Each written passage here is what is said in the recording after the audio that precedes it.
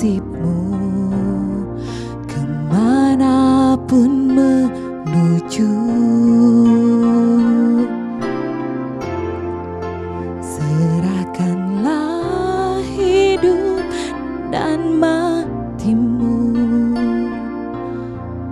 serahkan pada Allah semata. Serahkan duka deritamu, agar damai senantiasa hatimu.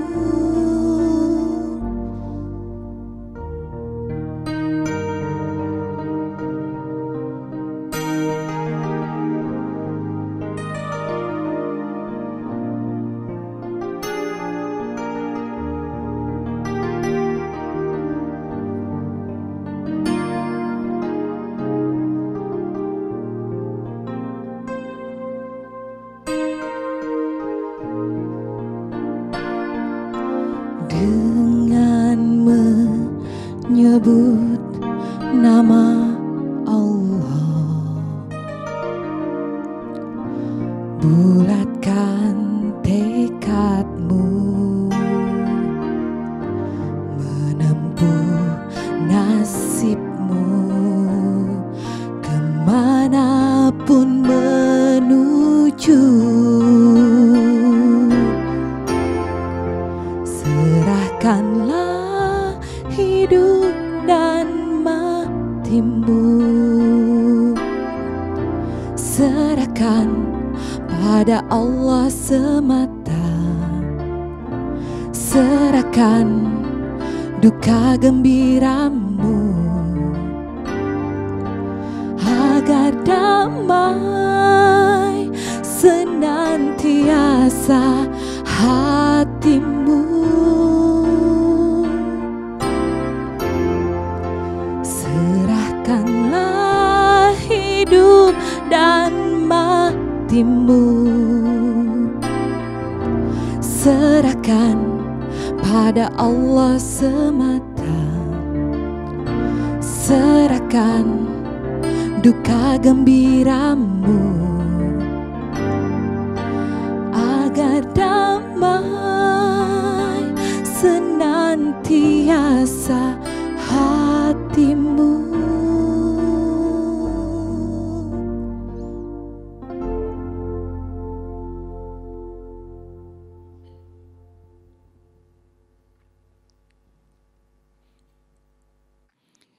Bismillahirrahmanirrahim. Assalamualaikum warahmatullahi wabarakatuh.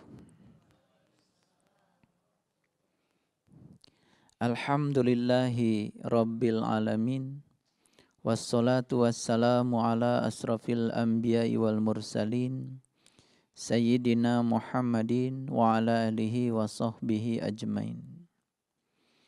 Subhanaka la ilma lana illa ma'alamtana innaka antal alimul hakim. Subhanaka Allahumma rabbana wa bihamdika asyhadu an la ilaha illa anta astaghfiruka wa atubu ilaih. Astaghfirullahaladzim, astaghfirullahaladzim, astaghfirullahaladzim. Allazi la ilaha illa huwal hayyul qayyum wa atubu ilaih. Min jami'il ma'asi wa dhunub, la hawla wa la quwwata illa billahil aliyyil azim. Kita telah diberikan modal untuk menjadi cerdas oleh Allah yang bernama pikiran. Tugas pikiran adalah memahami. Tetapi terkadang suatu saat tugas pikiran untuk memahami mungkin harus dihentikan, harus diistirahatkan. Karena terkadang segala sesuatu yang coba untuk dipikirkan terutama hal-hal yang melampaui batas. Dengan pikiran yang terbatas mungkin tidak akan terjangkau lagi. Oleh karena itu pada titik tertentu tugas-tugas memahami dari pikiran mungkin suatu saat harus diistirahatkan. Dan yang luar biasa dari pengalaman saya, ketika kita mampu mengistirahatkan tugas pikiran untuk memahami, malah justru pikiran ini lebih mudah untuk memahami. Karena saat itu pikiran menjadi tenang. Saat itu pikiran menjadi tidak berisik lagi. Ketika pikiran sedang hening, bening, justru yang dominan di dalam diri kita adalah jiwa kita. Sehingga aliran pengetahuan dan pemahaman pada pikiran akan mengalir dari jiwa kita. Dan itu yang mengalir melampaui pikiran orang kebanyakan. Yang mengalir ke dalam pikiran malah justru melampaui ekspektasi kita. Di situ yang mengalir adalah intuisi dan pemahaman-pemahaman yang melampaui batas. Itulah barangkali kenapa di dalam dunia spiritual banyak orang mengajarkan no mind, no self, tanpa pikiran, melampaui pikiran. Dalam bahasa kerennya sering disebut dengan meditasi. Dan meditasi itu pada dasarnya adalah melampaui pikiran. Kalau kita mendengarkan syair lagu yang disampaikan tadi, kita hanya akan bisa menemukan kedamaian apabila kita sudah menyerahkan hidup dan mati kita kepada Allah. Kelihatan syair yang dinyanyikan tadi biasa bagi orang kebanyakan. Tetapi bagi orang yang hidup dengan penuh kesadaran, itu kata-kata yang sangat menyentuh. Bisa jadi kalau saya mengatakan itu adalah intisarinya kehidupan. Itu sebabnya dalam ajaran Islam kita diajarkan oleh satu ayat yang berbunyi la tamutunna illa wa antum muslimun.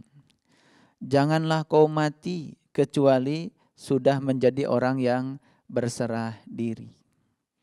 Jadi muslim itu adalah gelar yang diberikan Allah untuk orang yang sudah bisa berserah diri. Jadi muslim itu bukan sekedar pengakuan kita, tapi muslim itu adalah gelar. Yang mengaku kita muslim atau tidak muslim tentu saja Allah. Jadi Allah lah yang paling tahu siapa yang muslim, siapa yang tidak muslim. Sehingga sangat mengherankan kalau ada orang kemudian melakukan klasifikasi muslim dan non-muslim. Karena sesungguhnya menurut Al-Quran, muslim dan non-muslim bukan justifikasi manusia. Dan itu sesungguhnya adalah justifikasi Allah.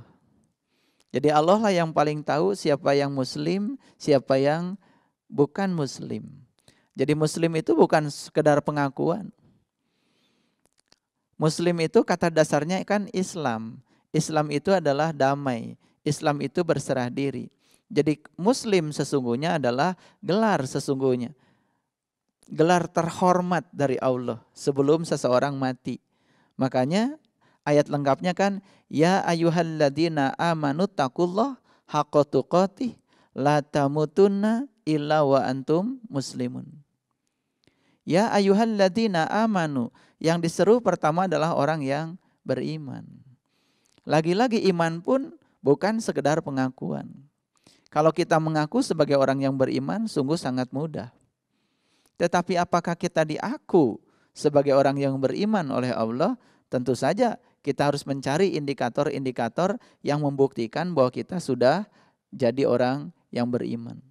Level berikutnya adalah ittaqullah. Bertakwalah kepada Allah. La tamutunna illa wa antum muslimun. Janganlah kau mati kecuali kamu sudah menjadi orang yang berserah diri. Jadi dapat diambil kesimpulan, modal untuk menjadi orang yang berserah diri itu dua. Yang pertama iman, yang kedua takwa.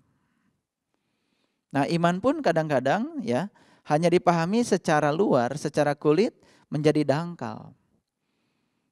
Rasulullah sudah mengajarkan terminologi iman dalam kerangka yang jauh lebih luas. Yang wujud terakhirnya iman itu adalah pelayanan dan kasih sayang. Yang wujud terakhirnya itu iman itu adalah kepedulian pada orang lain. Dan iman itu oleh Rasulullah sendiri tidak ada dikaitkan dengan ritual-ritual agama. Karena ritual agama itu bagi para nabi dan para rasul adalah sarana untuk membuat seseorang menjadi peka terhadap orang lain. Dan puncaknya iman adalah kepedulian pada sesama. Oleh karena itu, ya, persembahan kepada Allah yang paling agung adalah ya menolong orang-orang yang butuh pertolongan. Karena Allah menyatakan dalam Asmaul Husna, beliaulah yang zahir, beliau juga yang batin. Yang luar biasa, ya, pelajaran dari Allah dari fakta ke konsep. Bukan dari konsep ke fakta, dari fakta ke konsep. Beliau menyatakan al-dhahiru al-batinu. Dari fakta ke konsep, dari dohir ke batin. Luar biasa. Jadi kalau kita mendengarkan lantunan syair lagu tadi itu dengan penuh kesadaran, hening bening pikiran kita. Kata-katanya sangat luar biasa. Serahkanlah hidup matimu kepada Allah, maka hatimu akan menjadi damai. Dan ini perlu kupasan yang lebih dalam. Lalu modal untuk menjadi orang yang berserah diri itu tadi dua. Satu iman, yang kedua adalah takwa. Takwa sendiri hurufnya ada 4. Huruf yang pertama adalah ta. Kalau orang-orang bijak mengatakan ta itu singkatan dari tawadhu. Huruf yang kedua adalah qaf. Qaf itu artinya qanaah. Huruf yang ketiga adalah waw. Waw itu adalah waro. Dan huruf yang keempat adalah alif. Alif itu ikhlas. Kalau kita punya yang 4 tadi, tawadhu, qanaah, waro, dan ikhlas, itu sudah sangat luar biasa. Itu harta karun yang tidak dimiliki banyak orang. Apa artinya tawadhu? Tawadhu itu sering diartikan rendah hati. Bukan rendah diri, rendah hati. Karena rendah hati itu adalah satu-satunya bakat yang harus dijunjung tinggi. Karena lewat kerendahan hati hidup menjadi mudah. Orang yang menyatakan dirinya siapa, lalu ada kesombongan dalam dirinya, sulit. Datang ke sebuah forum untuk duduk saja, orang yang merasa dirinya siapa, sulit. Kalau semua kursi sudah penuh, pasti dia akan marah. Mana kursi buat saya? Kenapa tidak menyediakan ruang kosong buat saya? Karena dirinya menganggap dirinya siapa. Tapi orang yang tidak menganggap dirinya siapa, bahkan dirinya bukan siapa-siapa. Ketika tidak ada kursi, mungkin duduk di bawah lesehan saja dan jadi masalah. Coba lihat orang-orang yang menganggap dirinya siapa. Untuk parkir saja mungkin susah. Hanya untuk memarkir kendaraan saja susah. Tetapi orang-orang yang rendah hati, yang tidak menganggap dirinya siapa, mudah di mana-mana. Mungkin ketika restoran mahal yang dia tuju, sesuai dengan tingkat ekonomi yang dia punya, lagi penuh, mungkin dia dengan mudahnya mencari restoran lain yang buka, walaupun levelnya tidak seperti itu. Kan sangat mudah. Banyak orang yang tidak sadar bahwa sesungguhnya ketika dia kehilangan rasa tawadhu, sifat rendah hati, hidup menjadi susah. Lalu modal yang kedua adalah qanaah. Qanaah itu adalah menerima segala sesuatu apa adanya. Dan kedamaian itu kuncinya adalah bisa melampaui dualitas. Bisa menerima orang baik dan orang yang tidak baik apa adanya. Dan disitulah sesungguhnya letak kesempurnaan. Banyak orang yang mengira kesempurnaan itu ketika kita bisa menciptakan sebuah kondisi di luar diri kita sesuai dengan apa yang dimaui oleh kita. Lalu kita merasa bahagia dengan itu. Padahal sesungguhnya kita tidak punya kemampuan untuk menciptakan kondisi di luar diri kita seperti yang kita mau. Yang paling mudah untuk dilakukan adalah menciptakan kondisi di dalam pikiran kita. Ketika pikiran itu bisa menerima apapun yang terjadi, disitulah adanya qanaah.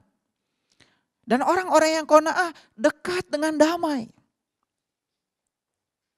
Dan yang ketiga adalah waro. Waro itu sering diartikan malu oleh diri sendiri, malu oleh orang lain, dan malu oleh Allah. Nah, rasa malu itu kata Rasulullah adalah bentengnya iman. Orang yang tidak malu oleh dirinya sendiri, dia kira ketika dia berbohong pada orang lain, dia sedang menipu orang lain. Tapi orang yang malu oleh dirinya sendiri, berbohong, sesungguhnya dia sadar, sesungguhnya yang sedang dirugikan adalah dirinya sendiri. Makanya orang yang semacam itu mungkin kalau sekali-kali pun dia dengan terpaksa harus berbohong, pasti dia akan merasa tersiksa batinnya. Itu yang disebut dengan dosa. Dosa itu adalah penyimpangan perbuatan kita, pikiran kita dan kata-kata kita dari fitrahnya jiwa. Dan saat jiwa itu fitrahnya dilanggar, maka jiwa itu akan memasuki dimensi penyesalan yang dalam dan itu sangat menyiksa. Yang luar biasa, banyak orang yang mungkin melakukan penyimpangan pikiran, penyimpangan kata-kata dan perbuatan tetapi tidak merasa tersiksa batinnya. Nah, kalau yang sudah di dimensi itu sudah kehilangan rasa kemanusiaan. Sebagai manusia sudah tidak ada harga kemanusiaannya lagi. Dan itu sesungguhnya kondisi yang sangat mengerikan ya bagi orang-orang yang sadar. Itu modal yang pertama iman, modal yang kedua adalah takwa. Itu yang akan mengantarkan kita untuk mudah berserah diri. Makanya ya ayyuhalladzina amanu taqullaha haqqa tuqatih wa la tamutunna illa wa antum muslimun. Siapa sesungguhnya muslim bagi Allah? Yang berserah diri. Apapun keyakinannya, apapun bajunya, menjadi tidak masalah. Itu sebabnya Allah mengatakan sesungguhnya yang paling mulia di hadapanku adalah yang paling bertakwa. Karena takwa akan mendekatkan diri kita untuk mudah berserah diri. Dalam Quran surat Al-A'raf ayat 126 ada satu doa yang sangat indah. Mungkin yang sudah pernah membaca itu apalagi sudah mengamalkannya, doa ini sangat luar biasa bagi saya. Bunyi doanya sederhana. Dalam Quran surat Al-A'raf ayat 126 ada satu doa yang sangat indah. Mungkin yang sudah pernah membaca itu, apalagi sudah mengamalkannya, doa ini sangat luar biasa bagi saya. Bunyi doanya sederhana. Allahumma rabbana afrig alaina sobron wa tawafana muslimin. Hanya dua kata kuncinya. Ya Allah, jadikanlah aku orang yang sabar. Dan matikan aku dalam keadaan berserah diri. Ya Allah, jadikanlah aku orang yang sabar dan matikan aku dalam keadaan berserah diri. Dan Allah itu, ya, Allah itu dalam sebuah kitab, ya, Allah berfirman seperti ini. Siapa yang mencari, dia akan mendapat. Siapa saja yang mengetuk pintu, maka pintu akan terbuka. Kalau kamu saja dimintai oleh anakmu roti, pasti kamu tidak akan ngasih batu. Kalau kamu saja dimintai anakmu ikan, pasti kamu enggak akan ngasih ular. Kamu saja yang jahat bisa memberi yang baik untuk anak-anakmu, apalagi aku. Itu kata Allah. Dalam sebuah kitab, ya, Allah berfirman seperti itu. Aduh, kalau saya memperhatikan itu luar biasa. Mungkin kita malu ya kalau membacanya dengan penuh kesadaran. Kamu saja yang jahat dimintai anakmu roti, tidak pernah memberi batu. Kamu saja yang jahat dimintai ikan, tidak pernah memberi ular. Apalagi aku. Apa yang tidak aku berikan kepada permintaanmu? Silakan Bapak Ibu. Sekarang ucapkan kepada Allah, ya Allah, jadikanlah aku orang yang sabar. Langsung diproses doa kita. Di sini juga, sekarang juga. Ingat, Cara Allah mengabulkan doa kita selalu melewati proses. Itulah kun fayakunnya Allah. Kun fayakunnya Allah itu tidak seperti yang dipahami oleh kedangkalan berpikir kita. Karena banyak orang yang mengatakan kun fayakunnya Allah itu seakan-akan Allah itu melanggar ya hukum alam. Tidak. Kun fayakunnya Allah itu melewati proses. Coba perhatikan. Kalau kita sakit, bagaimana cara Allah menyembuhkan? Kan tidak pernah ya, ada yang terluka menganga, kemudian dengan kun fayakunnya Allah, kemudian tiba-tiba lukanya hilang. Tidak seperti itu. Allah mengajarkan kepada kita, aku pun butuh waktu untuk menyembuhkannya. Jadi kalau Allah saja butuh waktu untuk menyembuhkannya, maka kita jangan terburu-buru untuk ingin sembuh. Siapa tahu di balik rasa sakit yang sedang diajarkan Allah kepada kita, Allah sedang mengajarkan sebuah berkah yang kita tidak lihat berkahnya karena dengan kedangkalan pikiran kita. Bagaimana kun fayakun itu bekerja? Kun fayakun itu melewati proses. Begitu kita sakit, ada luka yang menganga, apa yang dilakukan oleh Allah? Diuntai secara perlahan sel-sel yang rusak itu menjadi berikatan kembali. Dan dalam kurun waktu tertentu kita bisa melihat bahwa bekas luka itu sembuh. Tetapi bekasnya masih ada? Terkadang masih ada. Betul enggak? Jadi Allah saja ya, Allah saja perlu proses. Dan kun fayakunnya Allah adalah proses. Jadi saat kita minta sabar kepada Allah, dalam sekejap mungkin kita akan dihadapkan pada segala ya kontradiksi dalam hidup. Dan lewat itulah kita diajarkan sabar. Lalu berikutnya apa? Wa tawaffana muslimin, matikan aku dalam keadaan berserah diri. Karena apa? Kalau kita belum berserah diri kepada Allah, ya tidak akan bisa mati. Mati sekedar berpisah raga dengan jiwa. Tetapi mungkin jiwa yang sudah berpisah dari raga yang asalnya dari Allah masih melekat pada segala sesuatu selain daripada Allah. Ketika masih melekat pada sesuatu yang selain daripada Allah, jiwa tidak bisa pasrah kepada Allah. Apa yang terjadi? Kan tidak akan bisa pulang kepada Allah. Jadi kenapa Allah mengajarkan kepada kita sebuah doa yang indah seperti itu? Wa tawaffana muslimin, matikan aku dalam keadaan berserah diri, karena Allah rindu kepada kita. Allah itu sangat rindu, ingin kita pulang dan ingin agar kita pulang dalam keadaan seperti saat kita ditiupkan. Itulah kerinduan Allah kepada kita. Itu sebabnya kalau kita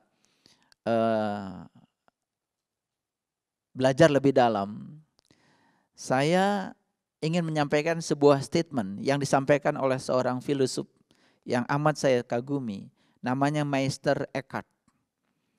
Beliau menyatakan satu kalimat yang sangat luar biasa. Kalimatnya seperti ini. Untuk mengenali Tuhan secara langsung, aku harus sepenuhnya menjadi Dia. Dan Dia menjadi aku.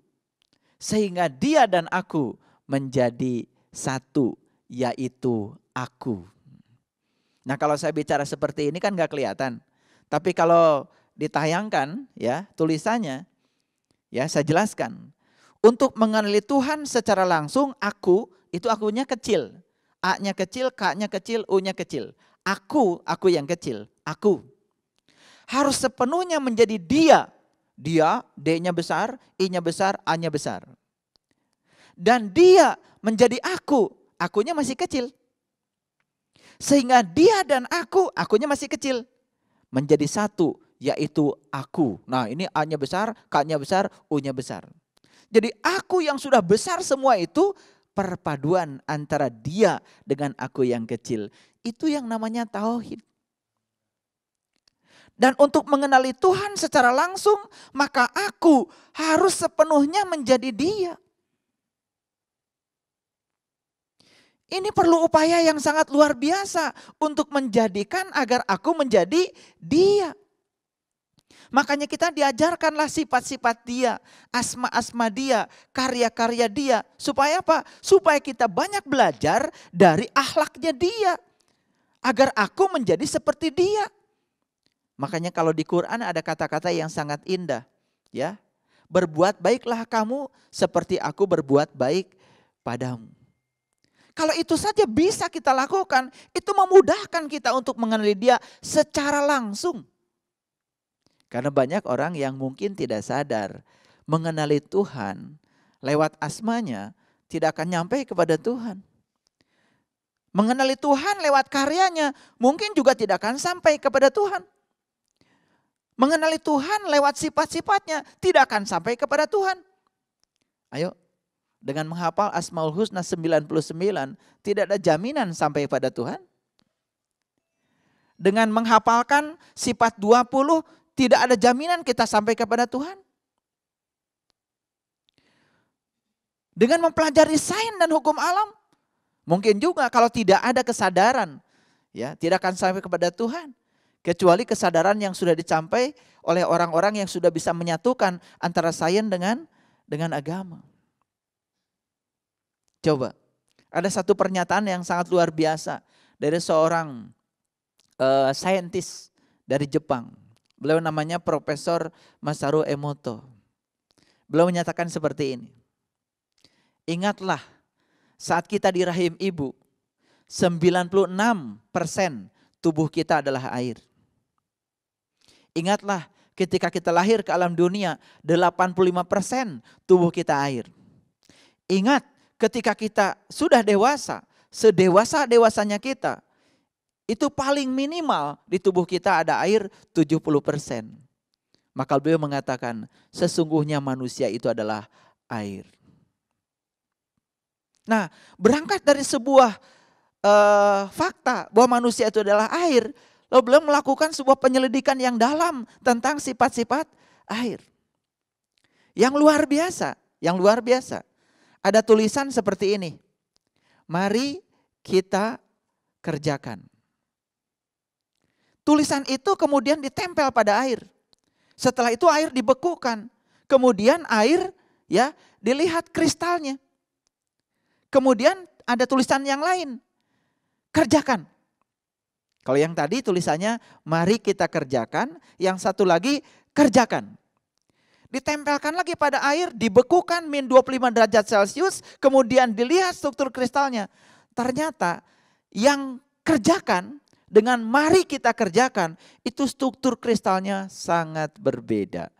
Yang mari kita kerjakan ternyata diamond. Indah sekali struktur kristalnya. Kalau kita melihat struktur kristal air yang itu, sepertinya air itu sedang bahagia. Bayangkan, seorang atasan di pabrik, karena dia sebagai bos, pernah enggak melakukan sebuah instruksi dengan kata-kata, mari kita kerjakan. Atau kerjakan. Atau dengan nada yang tinggi, atau dengan kemarahan, atau dengan penuh dengan tekanan. Perhatikan, yang disuruh siapa? Manusia. Sedangkan manusia itu kan dalamnya air. Bayangkan struktur kristal air pada tubuh manusia. Sehingga jangan heran kalau orang di tempat kerja sakit. Kita tarik sekarang ke rumah. Ayo kita belajar. Mana lebih banyak kita melakukan? Apakah kita sering mengajak anak atau menyuruh anak? Jangan-jangan di rumah yang sering terjadi adalah suruhan. Kerjakan, belajar, sapu, bersihkan. Mungkin perintah-perintah itu yang sering keluar dari mulut kita. Dengan penemuan sains yang tingkatannya seperti itu, dengan dibarengi oleh kesadaran bahwa air adalah ciptaan Tuhan. Dan Tuhan menciptakan segala sesuatu pasti ada maksudnya. Dan ternyata kenapa bumi kita 2/3 air? Dan kenapa tubuh kita 70% air? Dan kenapa air yang paling dominan dalam tubuh kita? Mungkin kalau kita menyadari itu saja, saat kita mau berbicara buruk kepada orang lain, mungkin kita mikir dulu. Itu sebabnya hati-hati. Karena ada gelombang positif, ada gelombang negatif. Setiap benda memancarkan gelombang. Dan gelombang itu yang disebut dengan hado. Makanya teknik pengobatan ya, yang mungkin tidak pernah terpikirkan oleh kita di dunia modern seperti ini, melampaui dunia kedokteran. Coba perhatikan, Pernah nggak ada orang yang stres? Pernah lihat nggak orang stres? Atau pernah nggak kita mengalami stres? Sering kan? Stres itu artinya tegang, itu bahasa Inggris. Nah, ketegangan itu dari mana muncul? Dari rasa cemas, rasa takut, rasa khawatir, kan munculnya jadi tegang. Atau ilmu yang kita miliki tidak sebanding dengan masalah yang sedang kita hadapi, kan timbul tegang. Stres itu tegang loh. Coba perhatikan. Ya. Kalau misalkan kita punya plastik, ditarik. Itu kan tegang. Kita punya tali ditarik, kan tegang. Betul nggak? Tegang itu stres. Nah, dari mana ketegangan itu muncul? Tegang itu kan kebalikan dari apa? Relax. Jadi stres itu tegang, kebalikannya apa? Relax. Begitu kita sedang stres, maka air yang di dalam tubuh kita sedang memancarkan gelombang ketegangan. Nah, gelombang ketegangan itu harus dilawan oleh gelombang lagi. Gelombang apa? Gelombang yang tidak tegang. Jadi cukup mengambil air, kemudian tulisi, relax. Tempelkan pada air. Nah, air dalam tubuh kita yang sedang memancarkan hado, gelombang yang tegang tadi, kemudian masukkanlah air yang cuma ditempeli tulisan relax. Mungkin tidak percaya kalau itu ternyata bisa menghilangkan ketegangan. Murah, sangat murah, tapi itu sangat luar biasa. Itu sains. Dalam fisika ada penemuan baru. Kenapa? Bising itu kan selama ini dihilangkan dengan apa? Menutup pintu. Atau ya memasang peredam. Sekarang fisika sudah menemukan teori baru. Penemuan baru apa? Suara yang bising bisa ditiadakan dengan suara yang bising lagi. Jadi di titik tertentu ada suara bising, dihadirkan suara yang bising juga, tetapi kebalikannya ternyata di situ terjadi kesunyian yang luar biasa. Kenapa? Suara bising itu gelombang. Kalau gelombang itu ada puncaknya, ada lembahnya. Ciptakan lagi gelombang yang kebalikan dari itu. Sama-sama bising. Tetapi gelombangnya berbeda, kebalikannya. Begitu dijumlahkan terjadi yang namanya ya interferensi. Atau yang disebut dengan resonansi. Interferensinya namanya interferensi destruktif. Maka suara dihilangkan dengan suara. Jadi kalau gelombang bisa dilawan dengan gelombang, saat kita sedang stres memancarkan gelombang, alirkan ke dalam tubuh kita. Gelombang yang kebalikannya, stresnya jadi hilang. Luar biasa. Inilah pertemuan antara sains dengan spiritual. Ternyata kita semakin diyakinkan bahwa sains berasal dari Allah. Ajaran agama dari Allah. Berarti dari sumber yang sama. Suatu saat akan bertemu di danau yang sama. Beruntunglah mereka yang sudah punya danau, yang sudah ketiban dua aliran pengetahuan. Satu pengetahuan tentang sains, yang kedua pengetahuan tentang agama. Begitu bertemu di titik temunya, disitulah kita akan menemukan manfaat yang sangat luar biasa.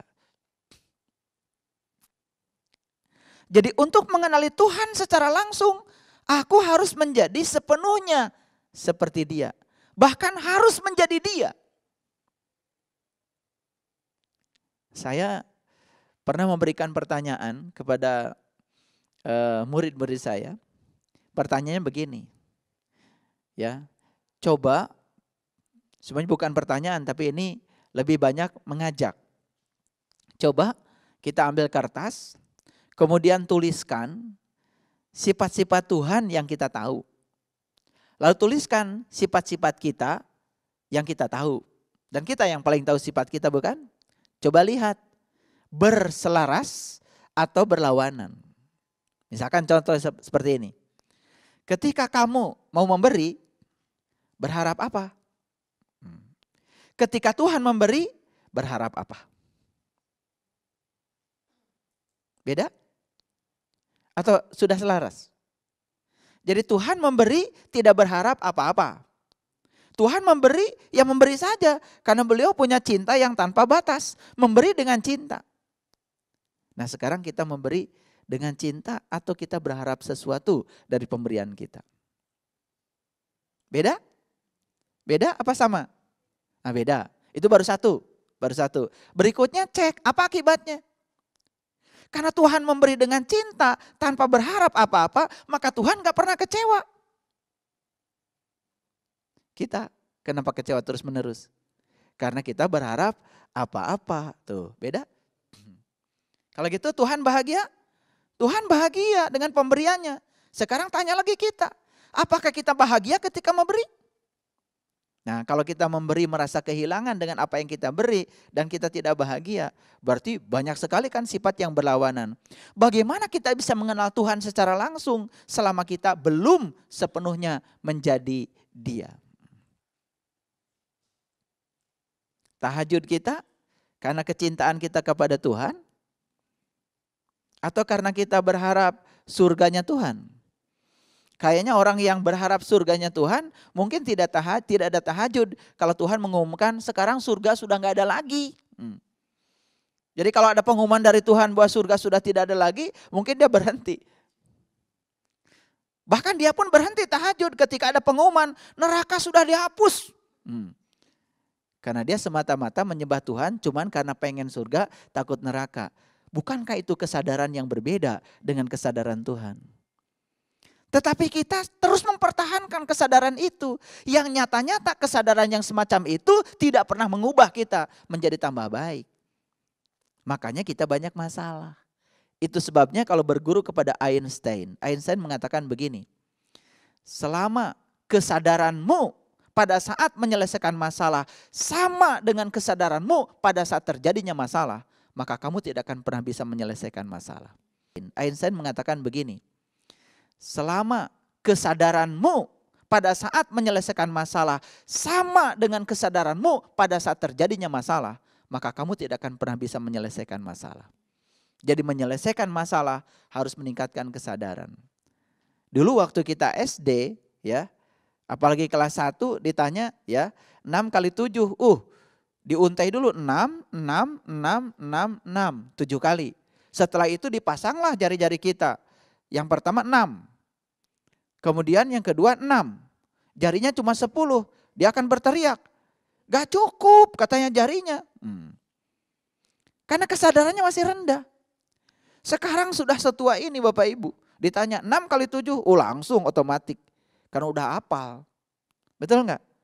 Jadi sebetulnya yang membuat kita bisa menjawab 6 kali 7, itu bukan kehebatan kita berhitung, tapi kesadaran. Karena kesadaran kita sudah meningkat. Makanya sesungguhnya masalah semua manusia itu sama. Kenapa ada yang bisa menyelesaikan dan yang ada yang tidak menyelesaikan? Persoalannya cuma sederhana, kesadarannya yang berbeda.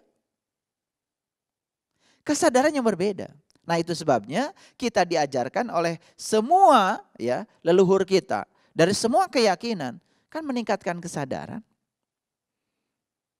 Kalau Nabi Muhammad mengajarkan kita, walaqad ra'ahu nazlatan ukhra inda sidratil muntaha. Kita harus selalu berada di sidratil muntaha, di puncak kesadaran kita yang paling tinggi. Itu ajaran yang sangat luhur. Makanya semua ritual ibadah yang dilakukan harusnya dalam rangka meningkatkan kesadaran kita. Bukan dalam rangka menumpuk-numpuk pahala kita. Mau ditanya pahala juga kita nggak ngerti. Biar saja Allah ya, biarkan saja Allah yang menilai semuanya. Tetapi kita juga jangan menjadi orang yang sedikit-sedikit terserah Allah, sedikit-sedikit terserah Allah. Kan Allah terserah kita. Kan Allah udah bilang, aku terserah kamu. Bukan kita terserah Allah. Berjuang sekeras mungkin untuk membaikkan diri kita, setelah itu baru berserah diri kepada Allah. Itu berserah diri yang benar. Wa tawaffana muslimin, wafatkan aku dalam keadaan berserah diri. Lalu apa sih manfaatnya berserah diri? Kalau dalam syair lagu tadi itu manfaatnya katanya damai. Sekarang kita buktikan apa betul kalau kita sudah berserah diri itu damai. Dan bagaimana cara damai itu bisa dicapai? Tidak mudah kalau tidak punya pengetahuan. Sekarang saya kasih sebuah ilustrasi seperti ini, ya. Kita kan suka nggak menyatakan, oh si A benar, si B salah. Suka nggak? Suka? Suka kan? Suka sekali, hampir tiap hari. Lalu setelah itu kemudian kita berpihak pada si A, kemudian membenci si B. Sering? Sering kan seperti itu. Saya tanya, Allah punya sifat yang seperti itu enggak? Enggak. Allah itu tidak pernah berpihak pada si A, kemudian tidak berpihak pada si B. Kalau ada orang yang kemudian menggambarkan Allah punya sifat yang seperti itu, dia telah menghina Tuhannya. Dan saya yakinkan yang sedang diceritakan oleh orang yang semacam itu bukan Tuhan yang menciptakan dia. Itu Tuhan ciptaan dia. Tuhan tidak punya sifat seperti itu. Tuhan tidak pernah berpihak pada si A, kemudian tidak berpihak pada si B. Karena Tuhan tidak pernah terjebak oleh benar salah. Nah oleh karena itu gimana caranya supaya kita tidak terjebak benar salah? Yakini saja apapun yang terjadi kebenaran. Ini perlu pemahaman nih. Ulangi lagi. Supaya tidak terjebak benar salah, yakini saja segala sesuatu sebagai kebenaran. Yang terjadi, terjadilah. Tugas kita menangkap pesan di balik semua yang terjadi. Yang terjadi kita sukai, yang terjadi kita tidak sukai, tangkap saja. Di balik itu maksud Tuhan apa? Kan itu yang membuat kita jadi pintar. Makanya 2 kata terakhir dari Asmaul Husna, Ar-Rasid baru As-Sabur. Hanya cerdas yang membuat seseorang menjadi sabar. Sabar itu tidak dimiliki oleh orang bodoh. Sabar itu perlu pakai ilmu kok. Makanya orang yang tidak pernah sabar cuma satu kuncinya, gak punya ilmu. Apa ilmu sabar? Ilmu sabar itu satu, cerdas. Perlu dibuktikan? Ayo kita buktikan. Contoh, kalau kita punya kecerdasan kita jadi sabar. Contoh, ya, kita keluar dari rumah. Dalam diri kita ada rasa cemas. Rasa cemas, rasa cemas. Cemasnya sederhana. Misalnya, mobil saya baru saja dicuci. Ya. Takut kotor, takut kegesrek, atau apa saja. Cemas. Perhatikan, saat sedang cemas, sebetulnya ya tubuh kita sedang memancarkan hado, gelombang kecemasan. Dan gelombang kecemasan yang dipancarkan oleh tubuh kita yang 70% air ini, itu kan menyebar ke lingkungan. Betul nggak? Apa yang akan terjadi? Begitu terjadi, betul-betul ada yang menggresek, ada sepeda motor, kemudian ada yang seret, ya, menggesek mobil kita. Saya tanya, 2 kemungkinan kan? Ada yang tersenyum dan ada yang marah. Betul nggak? Yang cerdas nih, yang cerdas. Luar biasa. Gara-gara saya cemas, saya memancarkan gelombang kecemasan. Ternyata apa yang saya cemaskan betul-betul terjadi. Ini salah saya. Marah enggak? Enggak, malah dia bisa jadi tersenyum. Dia mentertawakan ya kejadian yang baru terjadi, yang sederhana tadi, ya, karena kesalahan dirinya sendiri. Enggak ada orang lain yang disalahkan.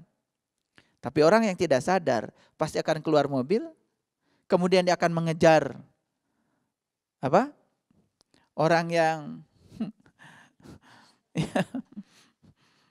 ya membawa sepeda motor tadi yang kemudian menggesek mobil kita dan kemudian dia marah-marah. Betul? Itu bukti bahwa sabar itu perlu ilmu. Sabar itu perlu pengetahuan. Jadi saya cuma ingin mengatakan pada Bapak Ibu sekalian, jangan cuma asbun, asal ngomong. Pokoknya sabar deh. Gak bisa. Sabar itu gak bisa pokoknya. Harus ada sesuatu yang mengantarkannya sampai ke jenjang itu. Contoh yang lain. Ada orang marah-marah. sama dia. Mungkin dia juga tidak menyadari kesalahan dia apa. Kok saya dimarah-marahin? Orang yang punya pengetahuan. John bilang gini, oh tadi saya baru saja berdoa. Rabbana afrig alaina sobron. Ya Allah, jadikanlah aku orang yang sabar. Inilah pengkabulan Allah bagi saya. Dia akan menerima itu dengan keikhlasan. Tapi orang yang tidak punya pengetahuan, doa-doa, kejadian-kejadian, dia tidak bisa menghubungkan antara doa dengan kejadian. Apa yang terjadi? Dia pasti marah. Yang bingung kan Tuhan. Kata Tuhan, loh, baru saja kamu doa, Rabbana aprik alaina sobron. Sekarang aku kabulkan, aku hadirkan peristiwa untuk menaikkan kesabaranmu. Loh, kamu menolaknya. Jadi saat berdoa, antara dia dengan Tuhan kan masih gaib. Waktu Rabbana afrig alaina sobron kan masih gaib. Kegaiban itu oleh Tuhan kemudian dinyatakan. Lalu Tuhan mewujudkan diri atau menyuruh kepanjangan tangan Tuhan yang nyata. Yaitu orang yang dihadirkan tadi. Kata Tuhan, saat aku gaib, kamu baik-baik ya sama aku. Tapi saat aku mewujudkan diri dalam wujud yang nyata untuk meningkatkan kesabaranmu, untuk mengabulkan doamu, kamu lari dari aku. Terus kata Tuhan, cukuplah.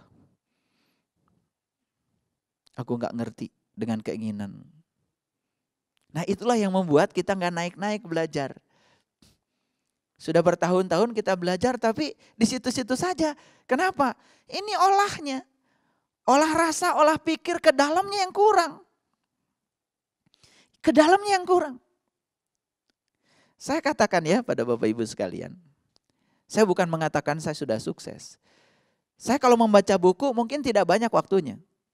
Sekali seret baca, setelah itu merenungnya yang lama. Jadi diulang-ulang, direpetisi sampai mengkristal. Hasil bacaan itu menjadi sesuatu yang disebut dengan PowerPoint. Jadi PowerPoint itu adalah kata-kata kuncinya saja, keywordnya saja.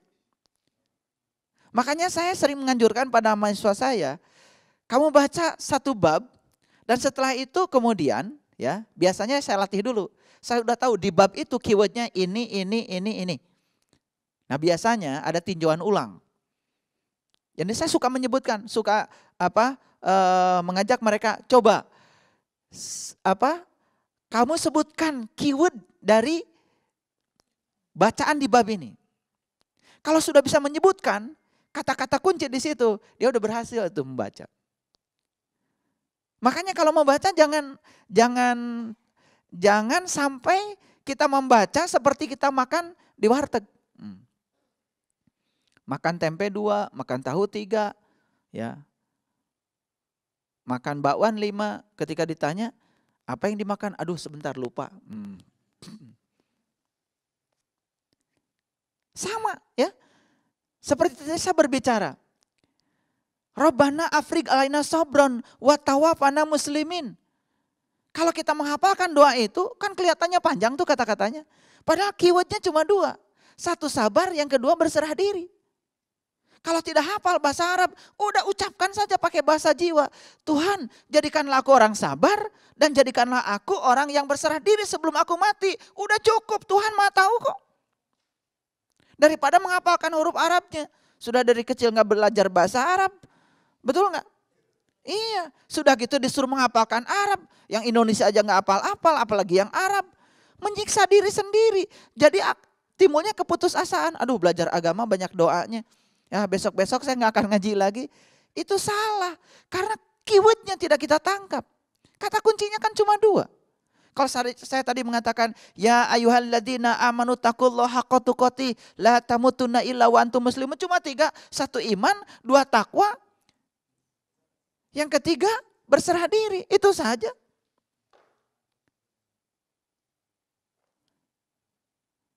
Terus kalau mau doa, doa saja sama Allah. Ya Allah, karuniakanlah iman yang sesungguhnya padaku. Ya toh? Karuniakanlah takwa yang sesungguhnya padaku. Dan jadikanlah aku dengan iman dan takwa yang Engkau berikan padaku. Aku menjadi orang yang berserah diri sepenuhnya kepadamu. Kan sederhana. Betul nggak? Kadang-kadang mohon maaf ya, mau haji, mau umroh, sibuk. Manasik, kenapa? Menghafal doa-doa. Sampai ada orang mengundang saya untuk walimatus safar. Kemudian ketika saya datang cemas, pucat. Kenapa? Takut ditanya doa-doa katanya sama saya. Lalu nyampe di sana juga kan masih bisa ya, doanya dikalungkan di leher, ya. Betul nggak? Udah nggak usah banyak-banyak doa. Kalau saya doa cuma satu aja, ya Allah, Engkau yang paling tahu segala kebutuhanku. Yang aku minta jauh lebih banyak yang tidak aku minta Engkau beri daripada yang aku minta Engkau tidak memberi. Allah Maha tahu kok. Makanya kata Quran, kata Allah sendiri dalam Al-Quran, minta tolong padaku cuma 2 aja, sabar dan sholat. Sabar saja. Nah inilah sabar ini. Karena sabar itu sarana untuk minta tolong yang paling ampuh. Ya. Bahkan dalam sebuah kitab yang lain, ada firman Tuhan seperti ini. Kalau meminta kepadaku, jangan bertele-tele. Itu ada kata-katanya begitu. Ya. Kalau minta kepadaku jangan bertele-tele. Dan jangan menganggap yang paling banyak kata-katanya itu yang paling aku kabulkan. Betul gak? Setelah bertele-tele banyak juga setelah dikabulkan juga gak ngerti. Kalau itu pengkabulan Allah. Betul gak? Iya. Lagi kerja di sebuah perusahaan. Malamnya minta sama Allah. Ya Allah jadikanlah aku orang kaya. Besok begitu nyampe pekerjaan dipecat dari perusahaan. Tidak ngerti kalau itu pengkabulan doa. Ya Allah, tadi malam saya minta jadi orang kaya, berkecukupan. Terus malah hari ini saya dipecat. Lu kata Allah kan permintaanmu. Kalau kamu kerja di perusahaan itu, 1 terbatas waktu, yang kedua terbatas penghasilan. Kan gajinya sudah ditentukan. Sebulan 10 juta, kerja dari pagi sampai sore, tambah lemburan. Kan 10 juta tinggal beli amplop 10, di amplop-amplop kan gitu. Hidup berbasis amplop. Betul nggak? Ini buat listrik kan gitu. Ini buat cicilan mobil, ini buat cicilan sepeda motor, ini buat anak sekolah kan gitu. Betul nggak? Nah begitu anak, ya besok piknik, nggak ada amplopnya nak. Karena semua sudah di amplop. Nah hidup yang berbasis amplop seperti itu sebenarnya sedang membatasi Tuhan. Bukan berarti saya mengajarkan untuk tidak memanage finansial, bukan.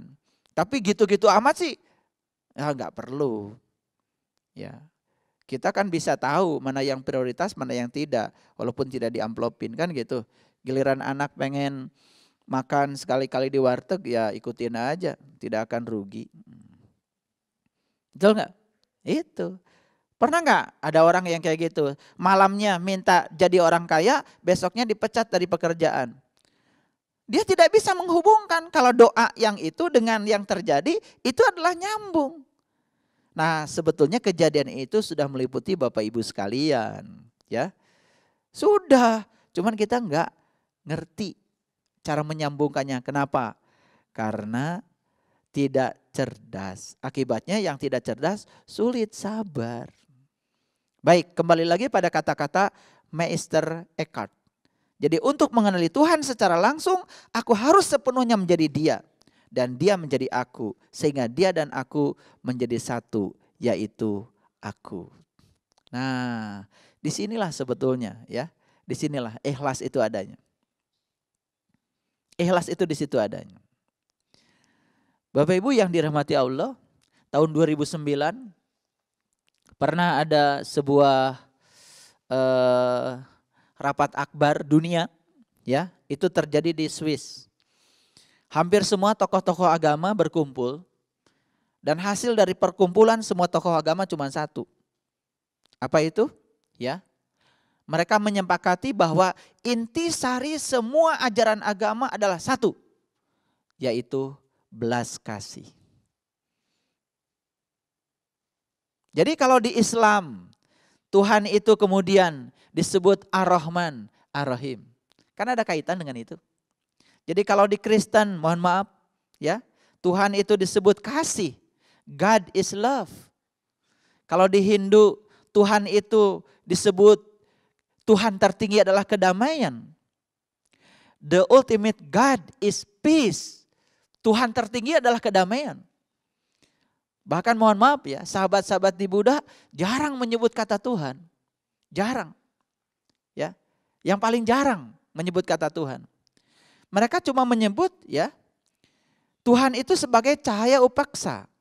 Ketenangan, keseimbangan di dalam diri, itu Tuhan. Di atasnya ada apa? Ada mudita cita. Bahagia melihat orang lain bahagia. Di bawahnya ada apa? Maha karuna, kasih sayang yang tak terbatas. Jadi menyebut Tuhan itu dengan kata-kata yang seperti itu. Ya, cahaya upaksa, ketenangan, kedamaian di dalam diri, keseimbangan. Lalu bahagia melihat orang lain bahagia. Cinta dan kebajikan. Nah, dalam ajaran Tao lebih bagi saya ini juga luar biasa. Tuhan itu disebut kasih sayang, Tuhan disebut kesederhanaan, Tuhan disebut mendahulukan orang lain. Dalam ajaran mereka, siapa saja yang sudah bisa mendahulukan orang lain sebelum kepentingan dirinya sendiri, disitulah Tuhan. Makanya disebut dengan 3 mustika. Yang pertama kasih sayang, yang kedua kesederhanaan, yang ketiga mendahulukan orang lain.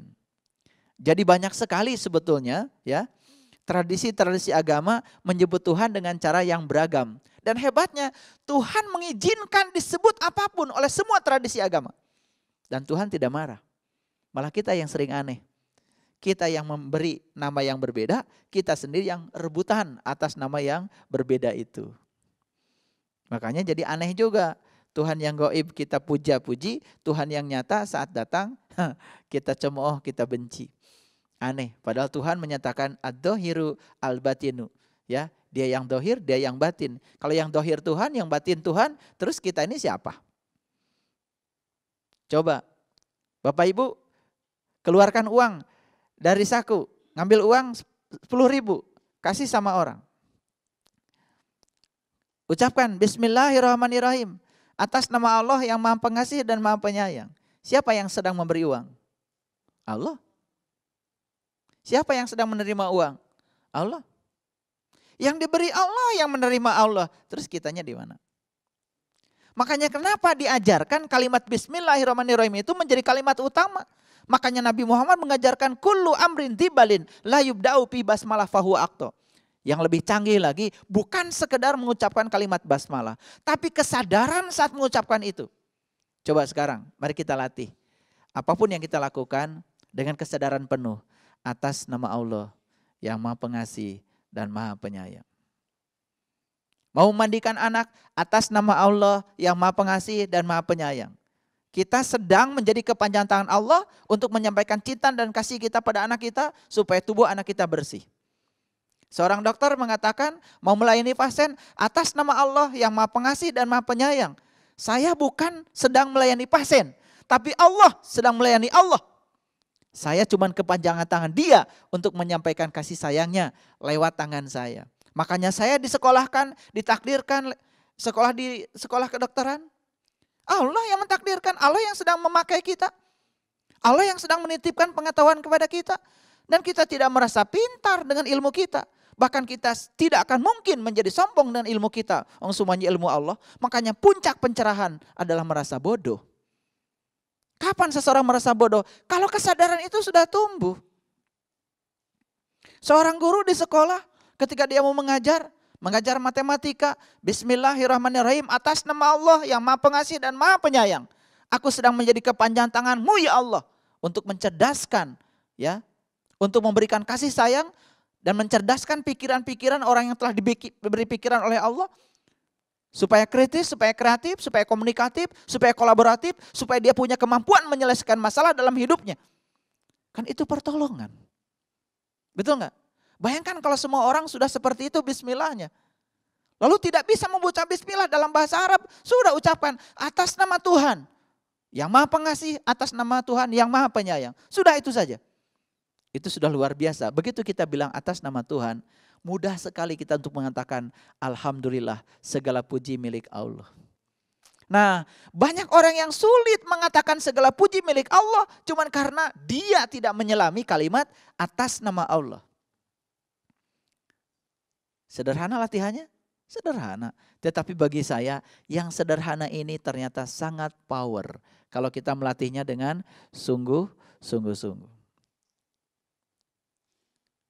Nah, biarkan saja ya menyebut dia dengan cara yang berbeda. Tetapi tidak ada Tuhan selain Tuhannya manusia. Itu sebabnya kita diajarkan di penghujung Quran surat An-Nas, Qul a'udzu birabbin nas. Aku berlindung pada Tuhannya manusia. Ya, itu. Ya, ketika kita sudah berlindung pada Tuhannya manusia, berarti Tuhan cuma satu, Tuhannya manusia. Kalau kita sudah berlindung pada Tuhannya manusia, ya sudah. Yang ada cuma satu, Tuhannya manusia. Baik, kembali lagi pada dua kata yang penting tadi dari syair lagu yang tadi diperdengarkan, ya. Serahkan hidupmu dan matimu kepada Allah, maka hatimu akan menjadi damai. Bagaimana cara menyerahkannya? Nah, menyerahkan, hati-hati nih. Udah hidup saya tergantung Allah saja. Mati tergantung Allah saja. Menjadi orang-orang yang tidak berkarya. Menjadi orang-orang yang a priori tidak melakukan apa-apa. Bukan itu putus asa. Kita diciptakan oleh Allah untuk menjadi kepanjangan tangan Allah menyampaikan kebaikan sebanyak-banyaknya pada orang yang memerlukan kebaikan. Dan setelah kita menyerahkan kebaikan, jangan menganggap itu kebaikan kita, bahwa kita sedang dipakai oleh Allah. Di situ letaknya berserah diri yang sesungguhnya. Bukan terserah Allah. Kenapa kamu kok nggak kerja? Bagaimana kamu makan? Terserah Allah. Kok kamu dari kemarin saya lihat sakit? Kok kamu nggak pergi dokter? Terserah Allah. Itu bukan terserah Allah, itu bukan berserah diri pada Allah dan pasti tidak damai. Kedamaian hanya terjadi saat kita sedang berproses melepaskan pikiran kita dari hasil. Jadi berserah diri kepada Allah adalah memilah mana wilayah kita, mana wilayahnya Allah. Nah, kita itu sering turut campur. Wilayah kita itu adalah ikhtiar, wilayah Allah adalah hasil. Kita sering masuk di dimensi hasil, ya disitulah kita jadi gak damai. Jadi kata berserah diri itu menurut saya perlu penjabaran yang lebih dalam supaya kita mengerti. Karena banyak yang kemudian tidak paham lalu menggunakan kalimat itu sesuai dengan persepsinya. Apa yang terjadi? Salah kaprah. Karena yang benar kaprah tidak pernah terjadi. Dalam hidup itu yang terjadi selalu salah kaprah. Benar kaprahnya tidak pernah terjadi.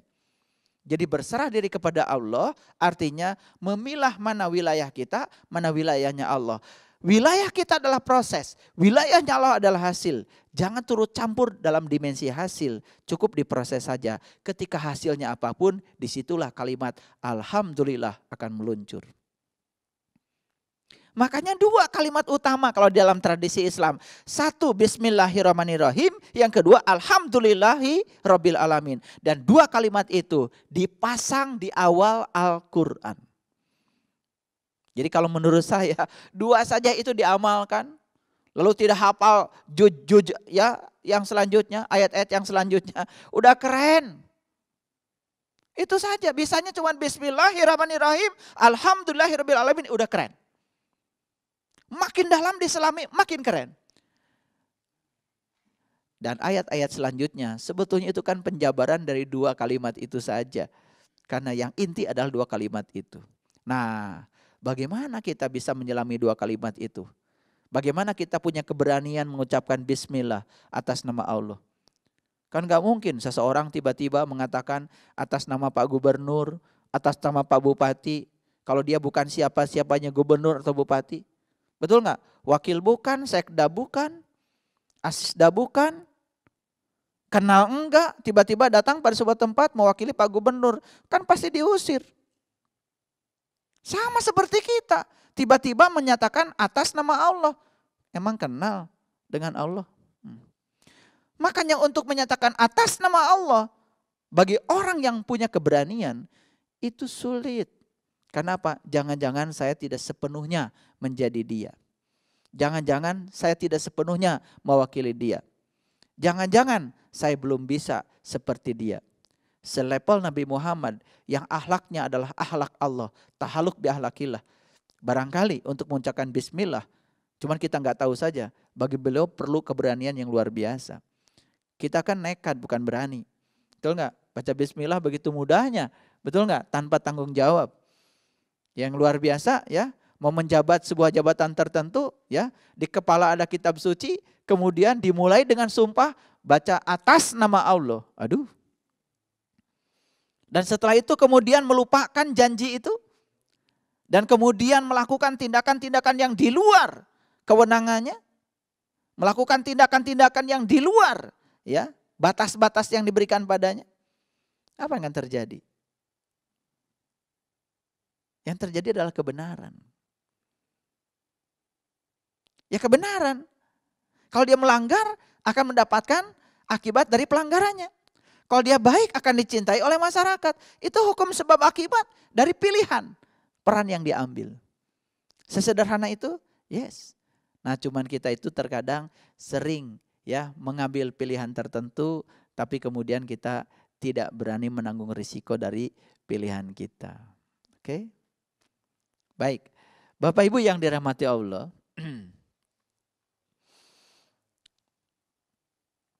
ada pernyataan yang sangat bagus.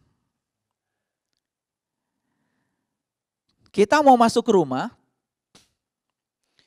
pintu rumahnya itu terbuka lebar. Bahkan gak dikunci, terbuka pintunya itu. Malah kita memanjat pagar. Udah gitu memecahkan kaca jendela. Baru masuk ke rumah.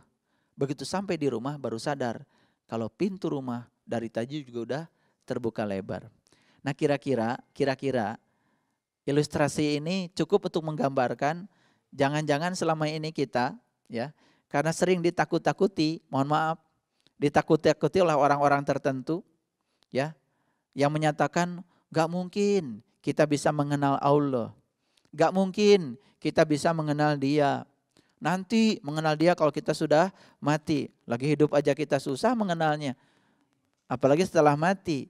Dan kita percaya seakan-akan ya ketakutan-ketakutan yang disampaikan itu adalah kebenaran. Padahal ya semua leluhur kita menyatakan rumah Tuhan itu bahkan sekarang sudah tidak ada kusenya. Udah gak ada pintunya. Udah ngablak-ngablak kok. Bahkan kita pun sekarang sedang tinggal dalam Dia.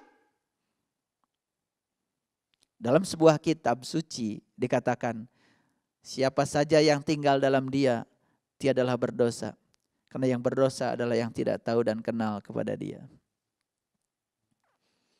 Banyak yang lupa bahwa sesungguhnya tujuan Allah menciptakan kita satu untuk mengenali Dia. Satu untuk mengenali Dia. Bukannya untuk menyembah Dia, yes.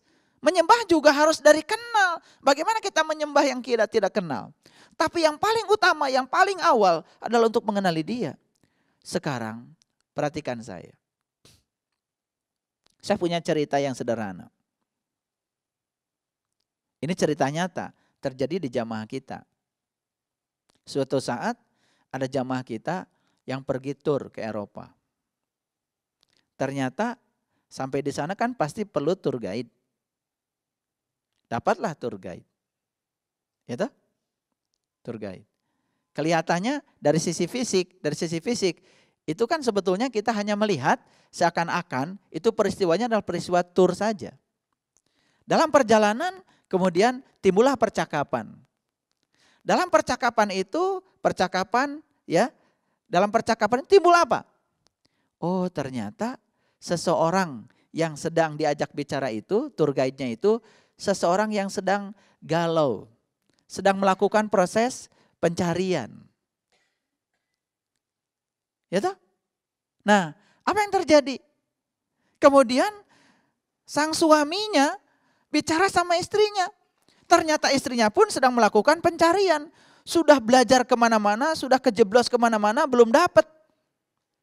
Coba, kalau kita mau jujur, sebetulnya tujuan orang ini diutus oleh Allah, diizinkan oleh Allah tur, mungkin kita manusia biasa yang pikiran terbatas hanya mengatakan, oh dia itu supaya tahu Eropa, kan gitu. Betul nggak?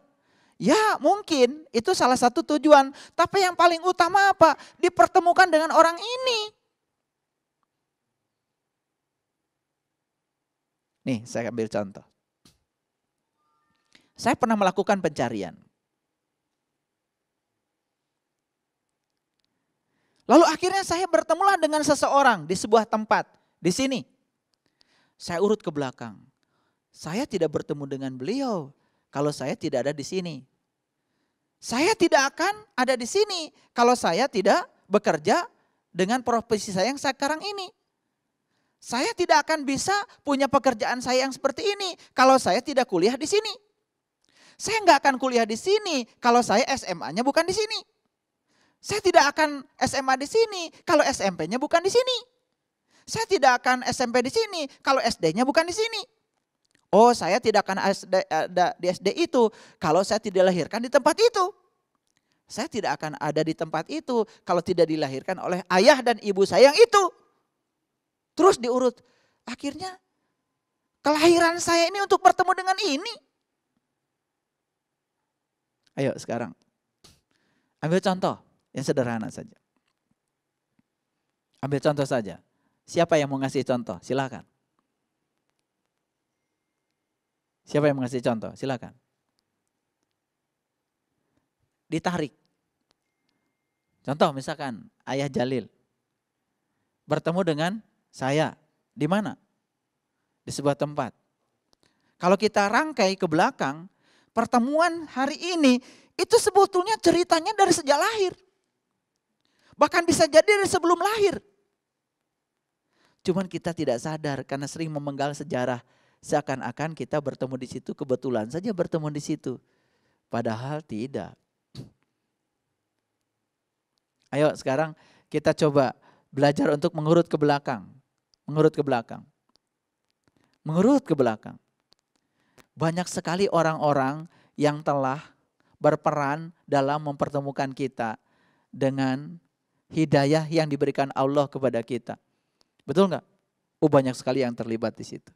Jadi sebetulnya kalau kita mau jujur, oh sebetulnya saya kerja di sini hanya untuk dipertemukan dengan ini.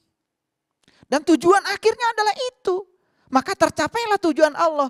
Aku menciptakan kamu agar kamu dapat mengenali aku. Lewat peran-peran yang diberikan Allah di semesta ini, kita bisa sampai untuk mengenali Allah lewat orang-orang yang sudah mengenal Allah. Satu episode sejarah pun kita putus, tidak akan terjadi. Ayo, episode mana yang mau kita putus? Tidak akan terjadi. Tidak akan terjadi. Gitu. Siapa yang mau ngasih contoh barangkali? Silakan. Ibu Dasa barangkali bisa ngasih contoh. Silakan maju ke depan. Bisa nggak mengurut? Mengurut kenapa? Sampai mendapatkan sebuah hidayah. Sampai bisa mendapatkan yang dicari itu dapat. Coba diurut ke belakang. Assalamualaikum.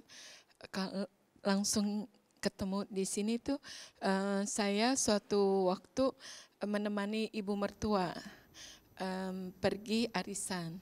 Lalu ketika orang-orang rame ngobrol-ngobrol, saya menepi karena ada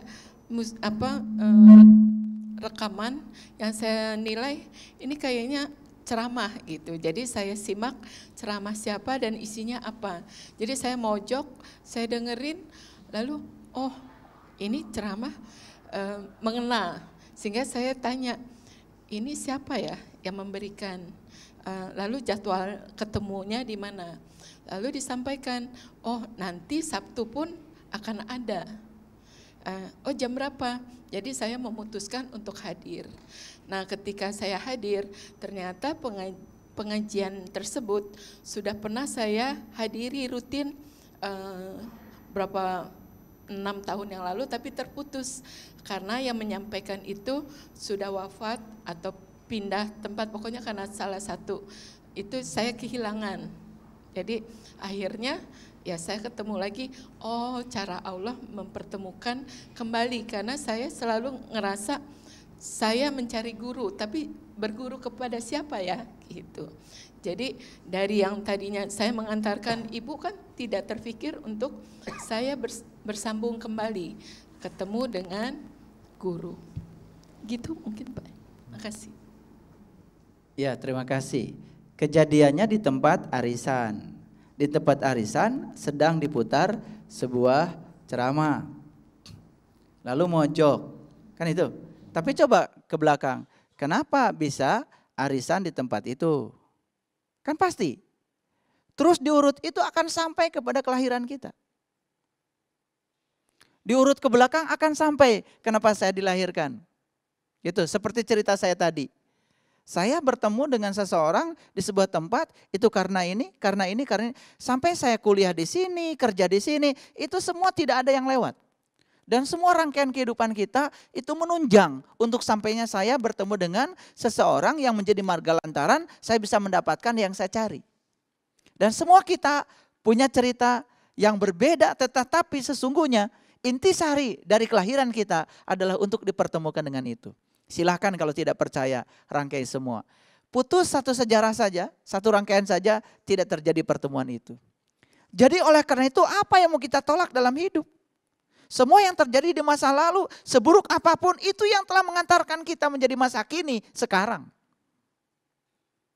Jadi kalau dalam diri kita sekarang masih ada luka masa lalu yang belum bisa kita terima, atau kejadian masa lalu yang sangat menyakitkan belum kita terima, itu sebetulnya karena kita bodoh.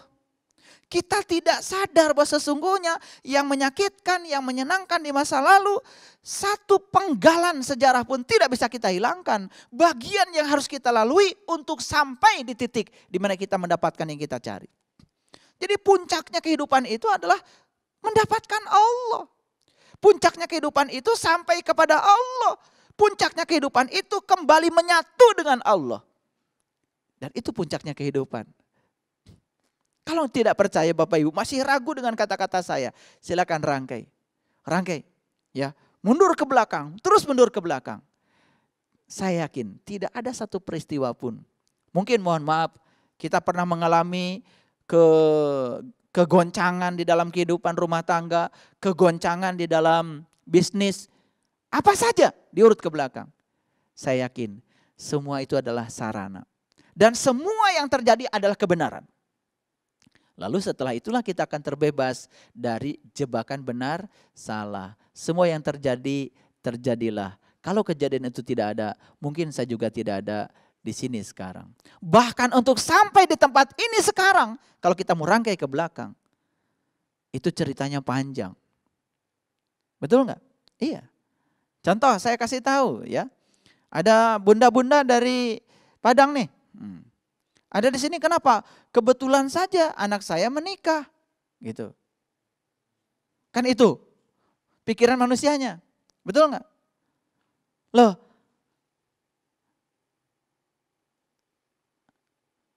Tidak mungkin diundang kan kalau nggak kenal sama saya. Betul nggak? Kan saya tidak mungkin mengundang yang saya tidak kenal. Betul nggak?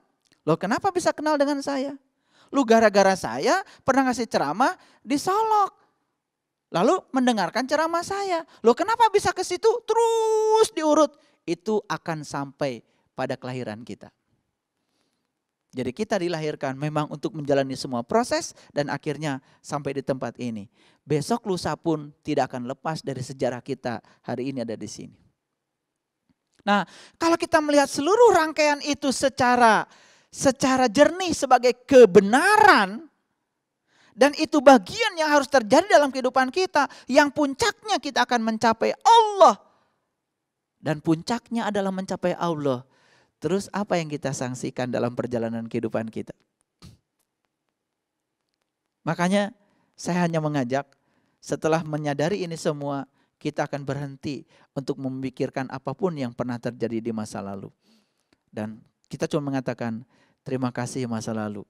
Apapun yang terjadi, kalian telah mengantarkan aku menjadi aku yang ada di hari ini. Dengan kesadaranku, dengan kesabaranku, dengan aku yang apa adanya hari ini. Luar biasa. Nah, Bapak Ibu, jadi tadi saya menggambarkan banyak orang yang kemudian menyangka bahwa untuk meniti ke dalam diri itu sulit. Ya, barangkali kita selama ini telah menempuh jalan itu, ya toh? Pintu rumah terbuka lebar, malah kita mencari jalan yang lain. Memanjat pagar, risikonya besar, jatuh. Yang kedua, memecahkan kaca. Kan ketika memecahkan kaca pakai tangan, tangan terluka. Pakai palu bisa saja, ya pecahan kacanya kena di kepala kita. Betul nggak? Dan jangan-jangan kita sudah berdarah-darah selama ini. Ya, mencari Tuhan keluar dari diri kita. Padahal Dia ada bersama kita. Lebih dekat daripada urat nadi leher kita. Yang dibutuhkan kita cuma satu. Kerinduan untuk bertemu dengan Dia. Dan Tuhan sudah berjanji, barang siapa yang rindu, berharap, bertemu dengan aku, maka waktu yang aku janjikan pasti akan datang. Al-Ankabut ayat 5. Sebegitu luar biasa janjinya beliau. Nah, kita malah mencari jalan yang sulit. Karena apa? Karena kita suka senang yang sulit-sulit. Ya, akhirnya lewat jalan sulit gak ketemu, jalan mudah tidak percaya, kan gitu. Betul nggak? Iya. Coba kalau kita menyadari ini saja, lihat saya. Bapak Ibu sedang bernapas sekarang. Bernapas. Berarti Bapak Ibu sedang terhubung, bukan? Antara diri Bapak Ibu yang di dalam dengan diri semesta yang di luar ini. Betul? Ayo, kalau bernapas kan narik dari luar. Kemudian ke dalam, buang keluar. Narik lagi dari luar, ke dalam, buang keluar. Kan itu yang dilakukan terus menerus. Lalu dengan cara itulah kita hidup. Kalau ditanya, apa yang menyebabkan Bapak Ibu hidup? Kan bisa menarik nafas. Dari mana? Dari luar. Berarti di luar sini, di ruang kosong ini, saya tidak cerita udara nih, ruang kosong sini. Ada yang tersambung gak dengan kita? Ya Allah, ada yang tersambung dengan kita. Sesederhana itu Allah mengenalkan dirinya kepada kita. Karena sebelum semua yang ada, kan yang ada cuma ruang kosong. Tapi satu-satunya di ruang kosong adalah Dia. Dan ternyata kita pun sekarang sedang terhubung dengan ruang kosong itu. Dalam kekosongan itu. Masa kita gak sadar-sadar? Lalu mencari kemana lagi? Mau manjat pagar lagi? Segitu ngablak-ngablak begini. Ya, rumahnya segitu sudah terbuka, bahkan sudah tidak ada pintunya, daun pintunya nggak ada, kusainya sudah tidak ada. Ya Allah, luar biasa. Itu sebabnya, marilah kita untuk sadar kalau Tuhan meliputi segala manusia. Ulangi lagi, Tuhan meliputi segala manusia, bahkan meliputi segala yang ada di semesta ini. Tidak ada yang tidak diliputi oleh Dia. Itu sebabnya berhentilah memonopoli Tuhan. Betul gak? Suka gak memonopoli Tuhan? Suka.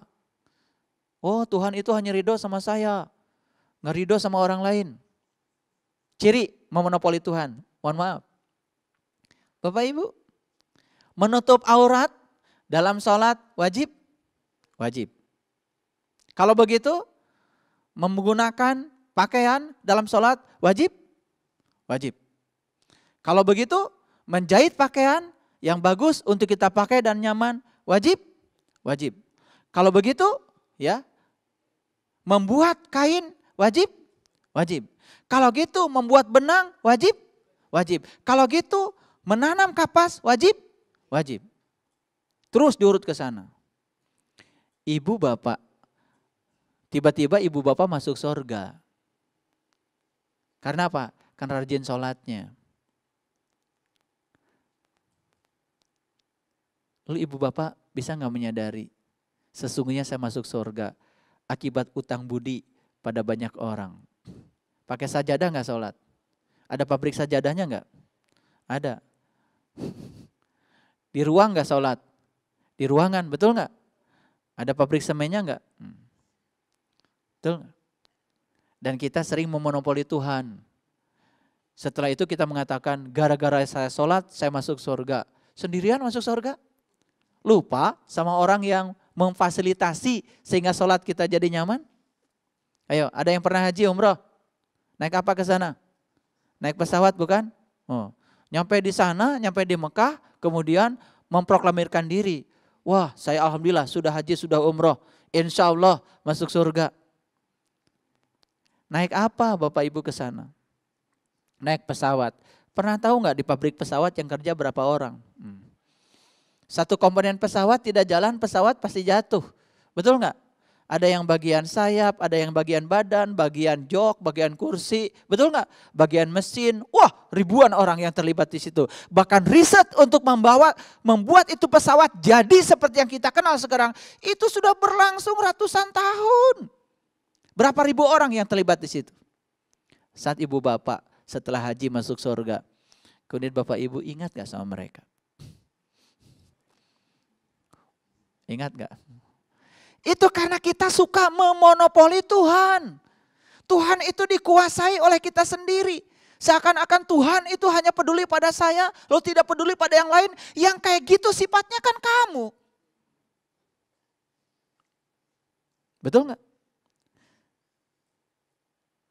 Oleh karena itu, pesan saya, satu, kalau kita sudah belajar agama, berhentilah merasa sebagai pemegang juru kunci rumah Tuhan.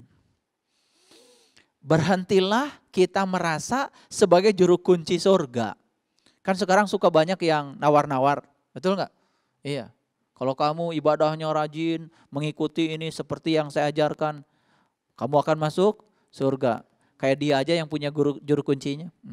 Betul nggak? Kalau kamu kayak gini, maka kamu masuk neraka. Ternyata dia pegang juru kunci bukan hanya surga aja. Neraka pun dia yang pegang.